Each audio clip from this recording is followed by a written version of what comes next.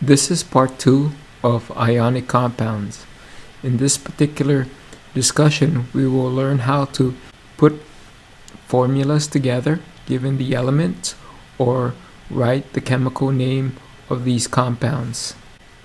As a reminder, go back to the periodic table and remind yourself about the common charge or the oxidation state for certain elements. Group 1A, as shown here, Group 2A, zinc, cadmium, silver, and aluminum, which is not shown, have fixed charges. That means that whenever they combine with non-metals, they're going to have a pre-subscribed number of electrons that they will give up. All other metals, it depends on the chemistry that occurs.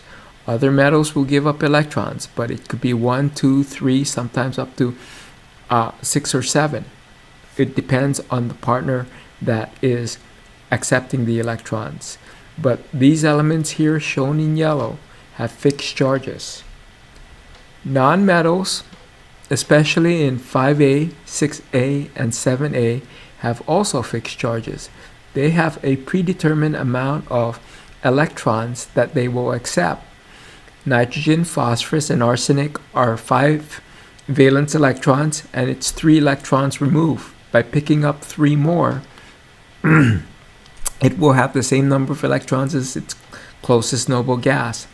Oxygen, sulfur, selenium, tellurium have 6 valence electrons. That's why it's in the 6A family.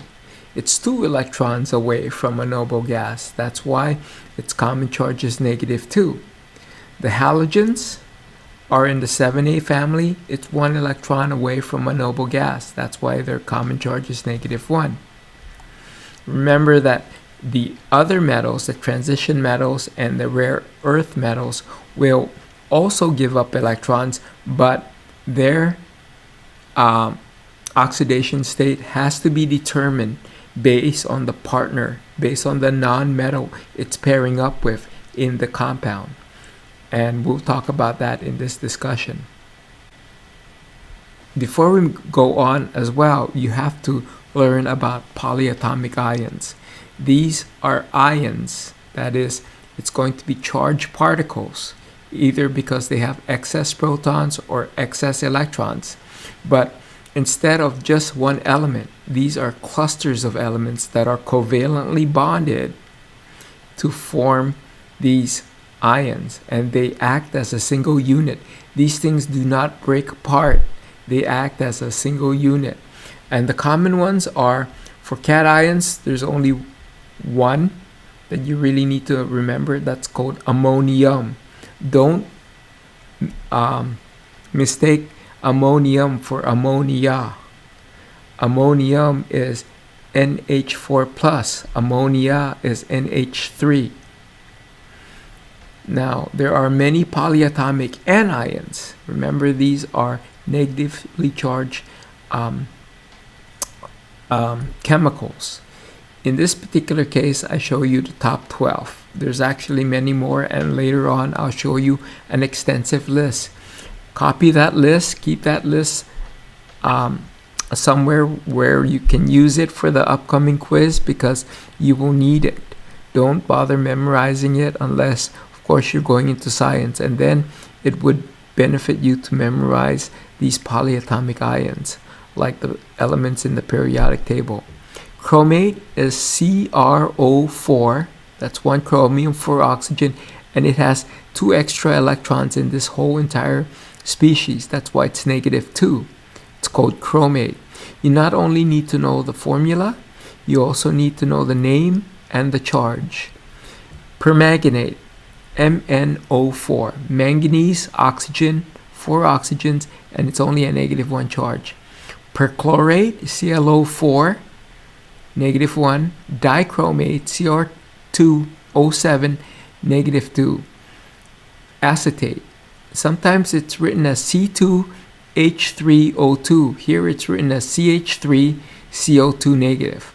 So you got to be careful about acetate, because as long as you see there are 2 carbons, 3 hydrogens, and 2 oxygen with a -1, then you know it's an acetate. Carbonate is very common, CO3, -2. Baking soda is made from this ion. Phosphate, PO4, 3-. Notice it's got 3 extra electrons. Sulfate, SO4, 2-. Nitrate, NO3-. Cyanide, CN-. Peroxide, O2-2. Okay, that's different from the oxygen ion. Oxygen ion is oxide, not peroxide. It's oxide, and it's O-2. That's an elemental ion. And this is hydroxide, OH-. Notice that all these polyatomic ions have 2 or more elements that are bonded together and have excess electrons. That's why it's an anion. This is the extensive list of polyatomic ions. These are your -1 polyatomic ions. These are your -2. These are -3. We even have -4. These are cations, NH4 plus and pH4 plus. Don't worry too much about pH4 plus, that's rare, but at least you have that in your list. Now, the common polyatomic ions, let's take a look at -1. Hydroxide, cyanide, nitrate. These are very common -1 charge. Carbonates, chromates, dichromates, sulfates. These are common -2 ion, anion. And then the common -3 ion is phosphate. If you take further chemistry, you'll see that there is a family of perchlorate, chlorate, chloride, hypochlorite. For this class, you don't have to really know about how that sequence goes. You just have to find a list and know if I give you chlorite right here, that it's ClO2 negative. If I give you hypochlorite, then it's ClO negative. So again, use this extensive list right here so you know that chlorate is ClO3 negative, chlorite is ClO minus. Now, what's so confusing about these ions is that their spelling are very close to each other, and they can differ by one oxygen or a number of oxygen. But just consider this. First, take a look at the elemental ions. These are elements, atoms, in which they have excess electrons. A phosphorus with 3 extra electrons is called a phosphide. All elemental ions end in the IDE suffix.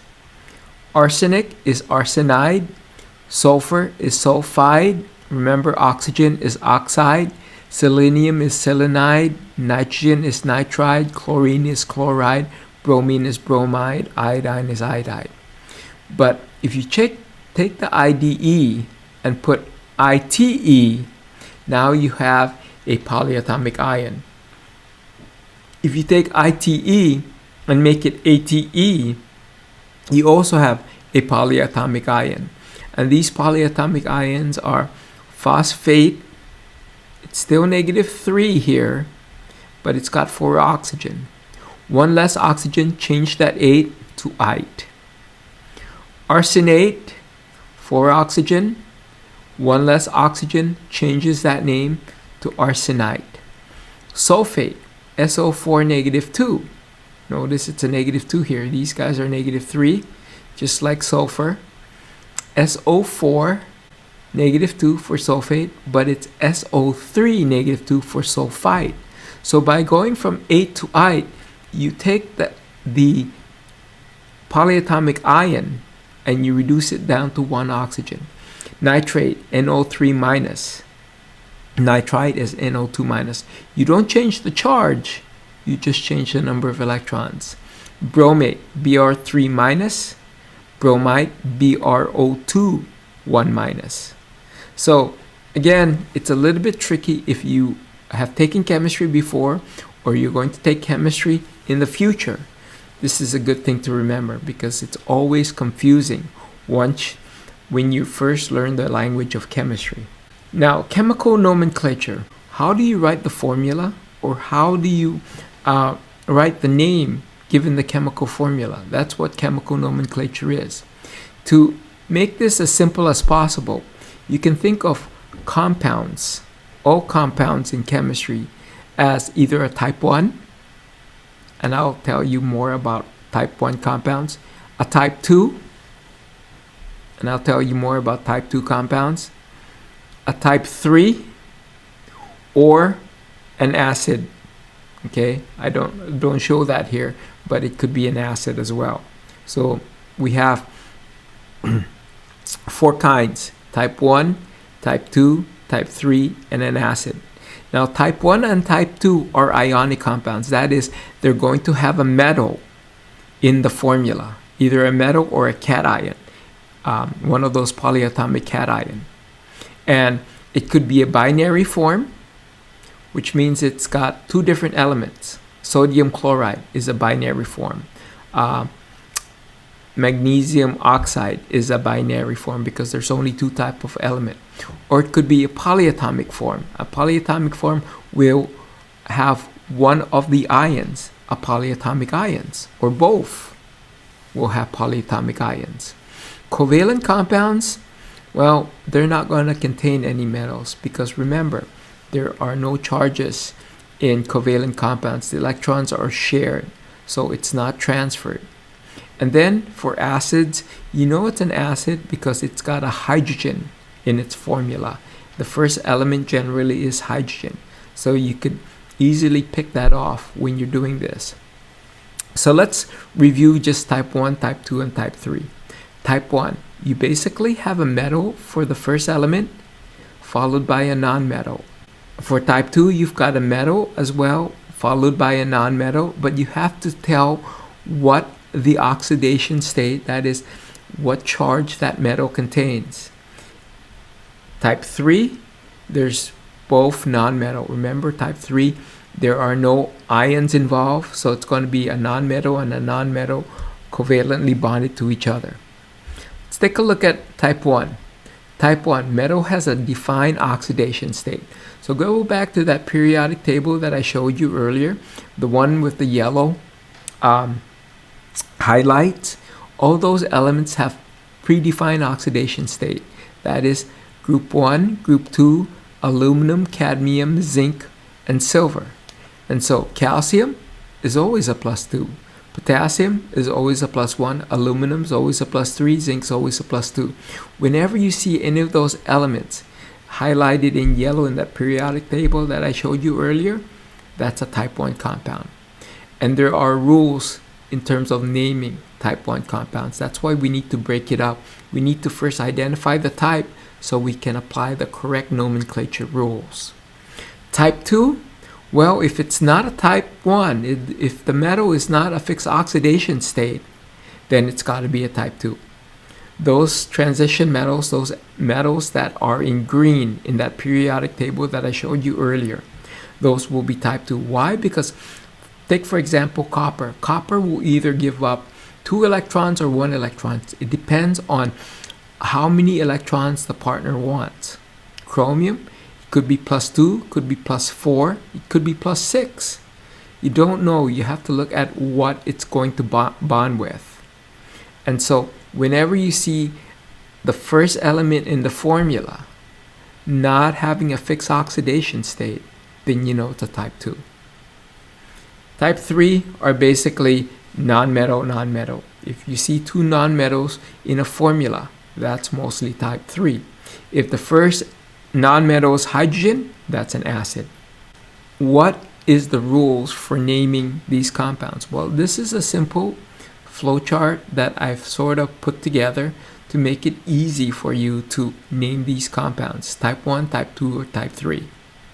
The first question you have to ask yourself is, show me the metal. If there's a metal, you know automatically it's an ion, either a metal or NH4. If there's no metal in the formula, then most likely it's covalent. So let's take a look at the flowchart.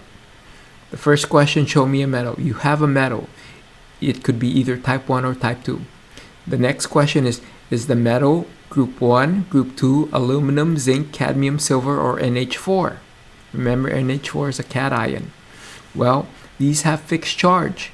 Therefore, if the answer is yes, then it's a type 1. And the way you name these things is you name the metal first, followed by the non-metal, and then you put an IDE at the end of the non-metal. If the answer is no, you still have a metal, but the metal has a variable charge. It's not one of those yellows in that periodic table that I showed you earlier. It's one of the green ones. Then what you need to do is you name the metal first, but you put a parenthesis, and in this parenthesis you put Roman numerals to indicate the charge of the metal. That is, how many electrons will that metal give up, followed by the non-metal and an IDE ending. That's a type 2. And then if there's no metal, then it's type 3. In which case, what you do is you name the first non-metal, and depending on how many of that element you have, you give it a prefix. P2O5. P2, phosphorus, has 2 phosphorus, so you would put diphosphorus here, and then O5 would be, prefix for 5 is penta, you would put diphosphorus pentaoxide. So let's take a look at the rules for naming. What I've done here is rules for naming into whether the anion is elemental. Examples of elemental anions is oxygen, which is called an oxide, sulfur, which is called a sulfide, fluorine, which is called a fluoride, nitrogen, which is called a nitride, or polyatomic anion, in which we've seen already the carbonate, the bromate, the sulfate, the phosphate. Those are polyatomic ions.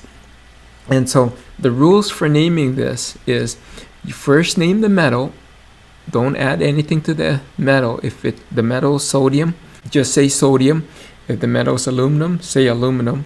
Don't do anything fancy to the name. Just say sodium or aluminum, depending on the metal. And then you name the non-metal. It's going to be based on what is bonded to that cation, that metal.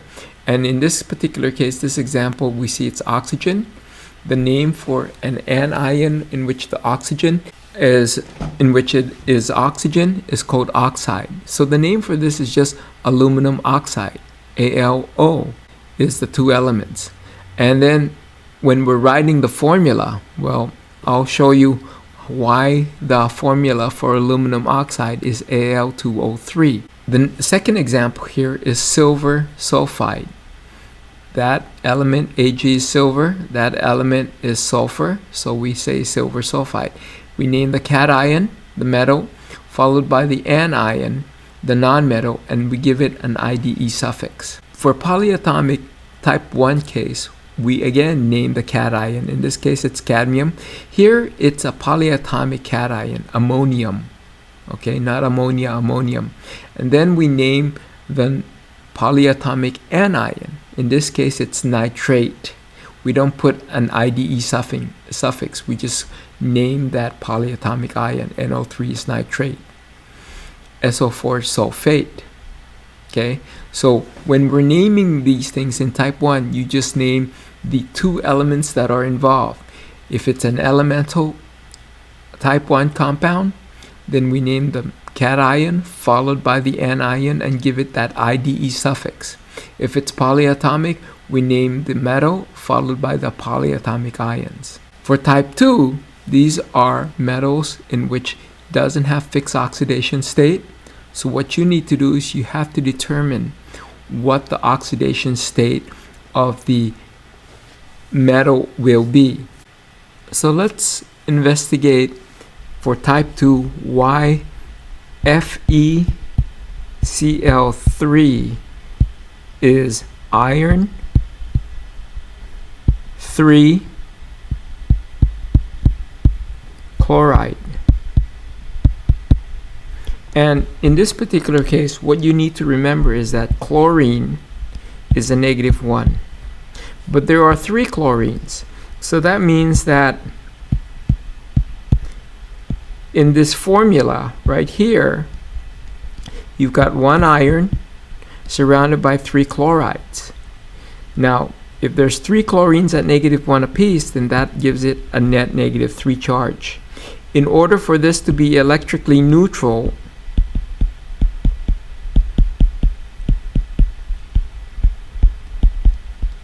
the iron has to be a +3. And that's why we write iron 3 chloride in this example. We figure out the oxidation state of the iron based on the anion, because we will always know whether it's elemental or polyatomic what the charge of the anion is.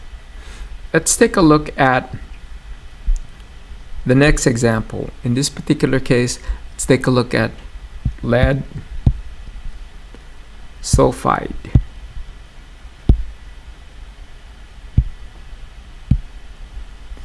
Again, why is this? How would we know to name this lead 4 sulfide? Let's break this down. In this particular compound, there's 1 lead and there's 2 sulfurs. And if you look at the periodic table, you know that sulfurs are -2. Therefore, the net charge here, in order for this to be electrically neutral, is, we know that the anion's -4, the 1 lead has to be +4. So therefore, the name of this compound is lead 4 sulfide. Let's look at polyatomic ions. In this particular case, we have SN C2H3O2 parentheses 2. Now, how do we know that this is tin 2 acetate? Well, that's the symbol for that. Right there is tin. That right there is acetate. Since this is a transition metal, we know we need to put a parentheses there and put a Roman numeral indicating its charge. So, how do we determine the charge? You remember that the acetate ion is -1, but there are 2 of these. So that means that we have 2 acetate at -1 apiece. That's -2 total. That means that 1 tin right here has got to be, in this particular case, +2 in order to be electrically neutral. So the name is going to be tin 2 acetate, as shown there. So let's take a look at the next example. AU3PO3. That right there is gold, so we will write gold. That right there is a polyatomic ion. Remember that PO4 is phosphate. PO3 is 1 less oxygen, so it's called phosphide.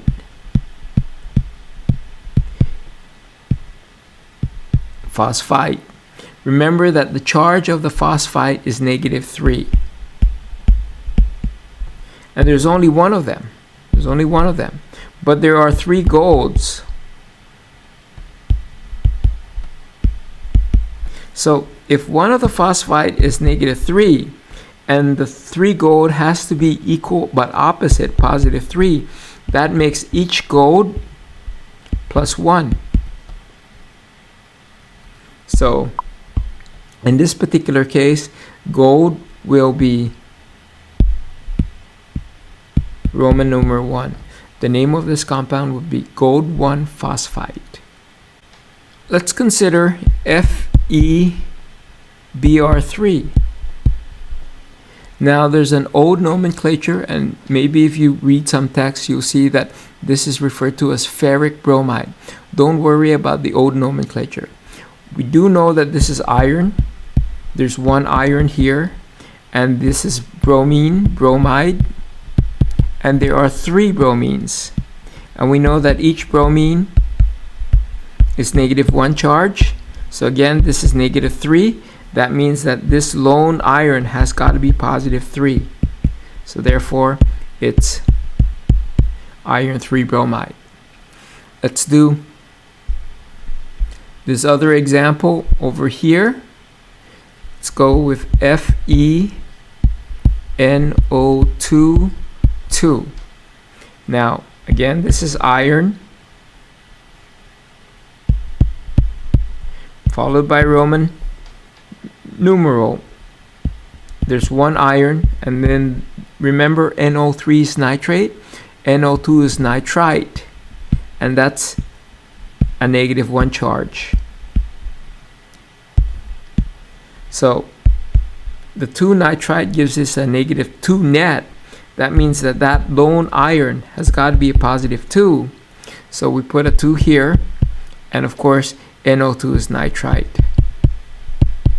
So the name is iron 2 nitrite. How about type 3?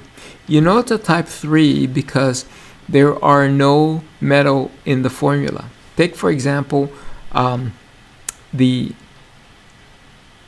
example that I have here, SO3. Sulfur is non-metal, oxygen is non-metal. Don't name this a sulfite because it's not an ion, it's a molecular compound. There's no charge here in this particular chemical. Sulfite is SO3 -2, comes from sulfate, but this is neutral, so it's not a polyatomic ion. How would we name this? Well, we would say sulfur, and then the oxygen is oxide. There's one sulfur, so whenever there's one element for the first element, never put mono. Mono is a symbol for one, but never put mono for the first element. You can do it for the second, but never the first. And then the prefix for 3 is tri. So this particular chemical would be sulfur trioxide. The other example is P2O5. That's phosphorus, and that's oxygen. You put a prefix for the phosphorus, the 2 is di. Put a prefix for the 5, the prefix is penta. So the name of this chemical is diphosphorus pentaoxide. Type 3 is actually easier to write out than type 1 or type 2 because the numbers tells you the prefix. So let's take a look at an example of how to distinguish whether a chemical is type 1, type 2, type 3, or an acid. And then for type 1 and type 2, let's identify whether it contains a polyatomic ion. The first element here, or the first chemical here, you know that that's probably a type 1. How do I know? Because magnesium is group 2. This is a type 1 with a polyatomic ion. This right here is an acid. How do you know it's an acid? Because it's got a hydrogen. And then this ClO is a polyatomic ion. This right here has no metal, so it's a type 3. This right here has ammonium. If it has ammonium, it's type 1. And the NO2 tells you that it's a polyatomic ion. This right here has sodium. That's a metal, so you know it's either type 1 or type 2. But sodium has a fixed charge, so this is the type 1 compound. Let's just look at some of the answers in this next slide. Here, what you will see is that this is type 1, this is acid, type 3, type 1, acid because of the hydrogen. This is a type 1 because of sodium. This is a type 1 because of zinc. This is a type 2 because of vanadium. Type 2 because of lead. Type 1 because of sodium. Acid because of hydrogen. This has no metal, so it's type 3. This right here is a type 2 because of copper. Type 1 because of potassium. Type 1 because of sodium. This has no metal, so it's type 3. This is type 2 because of mercury. An acid because of hydrogen. NH4 again, that's your polyatomic cation, that's type 1.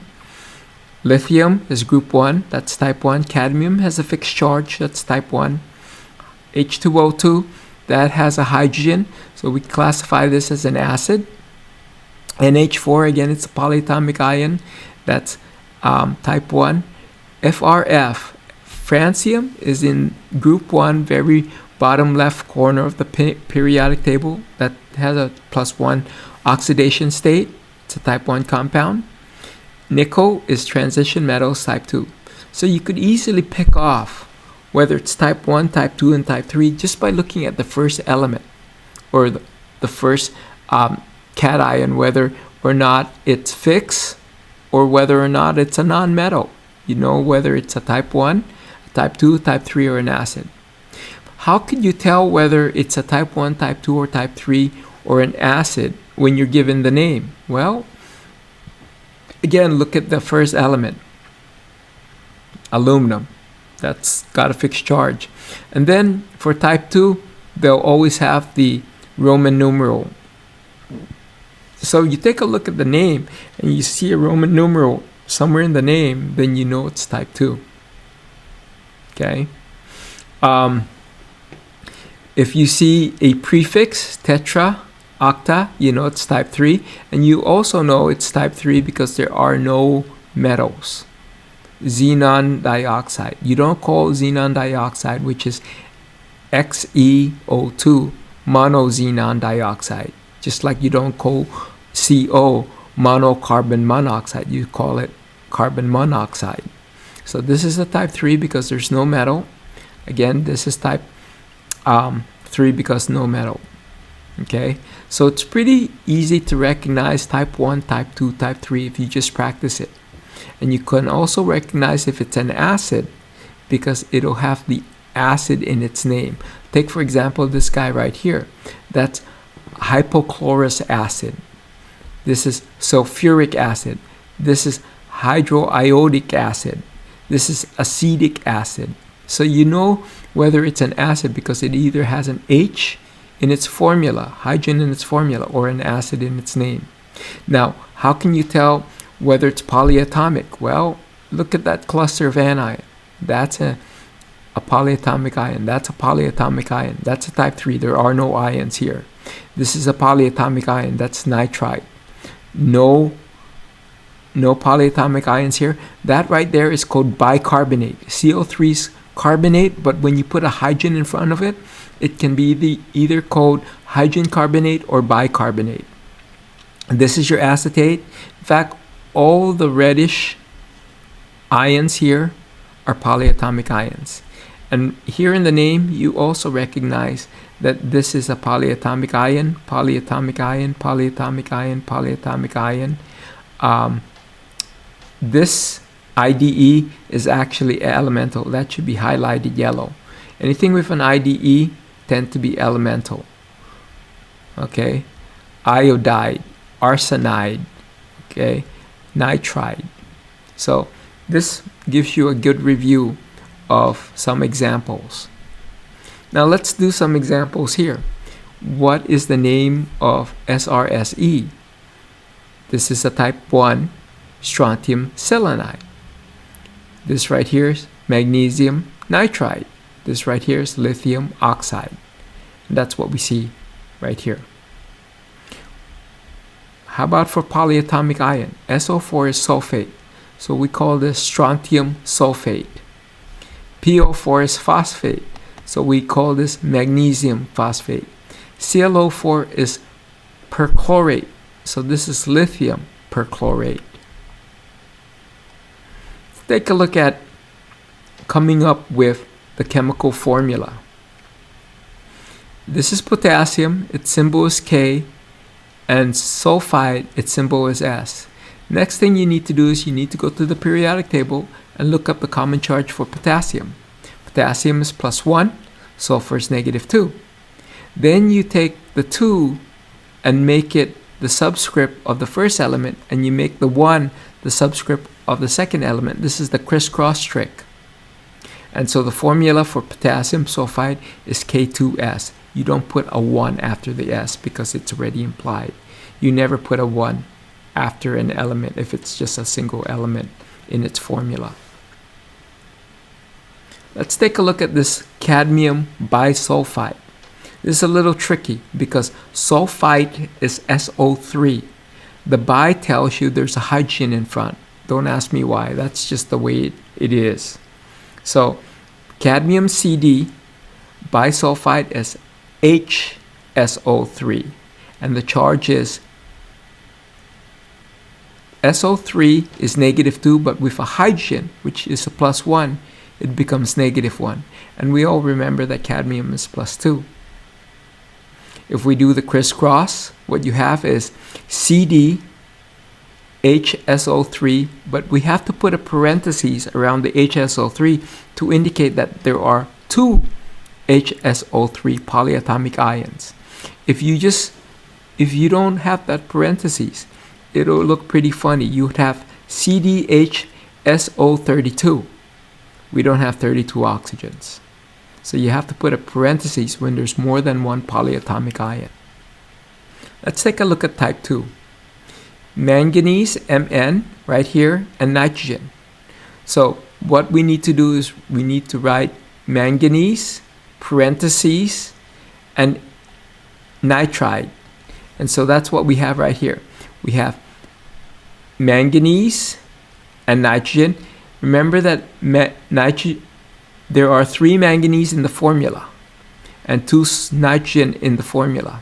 And then do reverse crisscross. The 2 now is the oxidation state of the manganese, and the 3 is the oxidation state of the nitrogen, which makes sense because nitrogen is -3. So that would be the chemical name, manganese 2 nitride. You could also work it out here. Put 3 manganese, okay, and 2 nitrogen. Each of the nitrogen is -3, so that would give the nitrogen -6. The manganese has to support the +6, so each manganese is +2, which is right here. Let's take a look at this other example, Mn and NO2. That's manganese, and that's nitrite. NO2 is nitrite. Nitrite is -1 apiece. Manganese has to be therefore +2. Or you can do reverse crisscross. Nitride, there's 2 nitride right here. There's 1 manganese.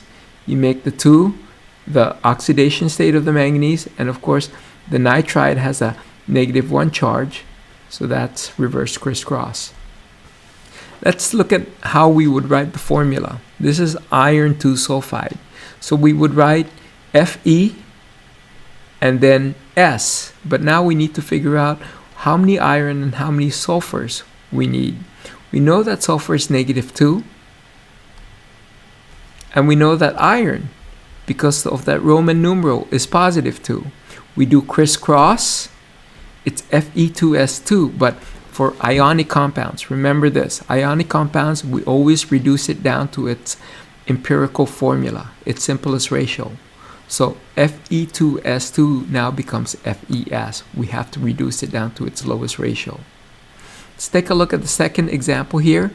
Tin plus 4 sulfite. Sulfite is SO3 -2. Reverse crisscross. That'll be 2 for tin, 4 for sulfite. Now, we wouldn't write it this way. Tin, 2 right here, and then sulfite 4. But then we have to reduce it to its lowest ratio. So the correct formula would be SnSO3. We could also go back here and see that the 2 tin or the 1 tin has to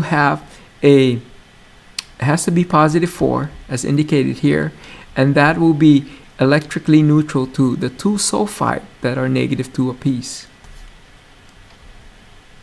For type 3, this is probably the easiest because the numbers tells you the prefix. This is nitrogen, this is oxide, this is called dinitrogen dioxide. This is xenon, this is fluoride, this is xenon difluoride. This is phosphorus, this is selenide, 4 tetra, 10 deca, that would be tetraphosphorus decaselenide. And those are your answer. How about coming up with the formula? This is even easier. Di is 2, boron is B, Tri is 3, sulfur is S. So you would write B2S3. Silicon, there's nothing here, so it's 1. Tricarbide, 3 carbons, so it's SiC3. Iodine, there's no prefix here, so it's just 1 iodine. Monochloride, you have to put a mono if there's only 1 chlorine, so this is ICl, and that's what we see right here. So in summary, an ionic compound is named with cation first and anion second. That's ionic compounds. The cation will either be NH4 plus or a metal. For metals that can form more than 1 ion, the charge is shown with a Roman numeral. That would be type 2. For example, copper forms the monocation plus 1 and the dication plus 2. These are distinguished from each other in their chemical name as copper 1 and copper 2. Oxyanions or anions with 2 kinds of elements, one of which is oxygens, have suffix and have prefixes attached to their elemental root name to indicate the number of oxygens. In this particular case, I tried to show you that earlier in the slide. You don't have to worry about this because this is a basic class. Just find a good extensive list. If you go to my website, there's a very extensive list on my website. In terms of a family of oxyions, we have SO2, that's sulfite.